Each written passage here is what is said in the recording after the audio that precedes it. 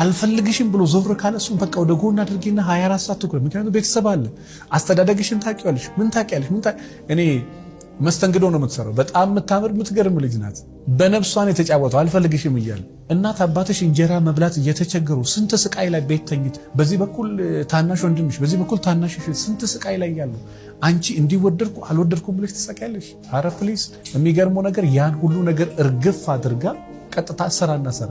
አሁን አይ ቲንክ ሆስተስ ናት ይመስለኛል። ግን ቀላል ዋጋ አይደለም የከፈለች፣ ዝም ብላ አይደለም እዛ ቦታ በጣም ዋጋ ከፍላ ነው እዛ ቦታ የደረሰችው። አሁን በቃ እንዴት እንደምትቆ በራሷ እንዴት ፕራውድ እንደምትሆን ከወንዶችም እንደዛው እና እንደውም እልህ ያስይዛል እንድትሰራ፣ እንድትነቃ፣ እንድታነብ መጽሐፍ ገልጦ ማንበብ በቃ የሚያዛጋው የሚጨንቀው ሰው አለ። አሁን እንዴት እንደ ሳይንቲስት በቃ እንደሚመራመር ሰው ነው የሚያነው። አንዳንድ ጊዜ እናንተን አንፈልግም ያሉ ሰዎችን አታስጨንቋቸው። በቃ አይፈልጉም።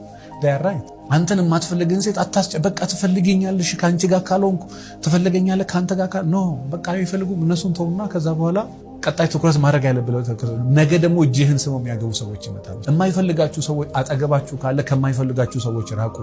አለመፈለጋቸውን በምን ያሳያሉ? ትኩረት ባለመስጠት፣ በውሸት ከዛ በተረፈ ኮንፊውዝ በመሆን ጊዜ ባለመስጠት፣ ጋብቻ ስትሏቸው በማመታት ህጋዊ ማነገር እናድርግ ልክ ስትሏቸው እንትን በማለት ከእናንተ ጋር በኢኮኖሚ አንድ ባለመሆን በብዙ መንገድ እናንተን አለመፈለጋቸውን ያሳያሉ። ወንድም ይሁን ሴት እንቱ እነዚህ የማይሆኑ ከሆነ እነሱን ተውና፣ በተለይ ሴት ከሆንሽ እድሜሽን አታባክኝ። ከዛ በኋላ ቀጣይ ላይ ነፎከስ የምትፈልግ ለአንተ ብላ የምትኖር ቤትህን ምን የምታደምቅ ሴት አለ። ትኩረትህን አድርግና እዛኛው ላይ ግባ። ከዛ ታየዋለህ። ላይፍ ይሄ ያንተ ላይፍ ነው። አንተ ነህ መስመር የምታስይዝ። ሌላ ልዕልት ደግሞ እግዚአብሔር ይሰጣል።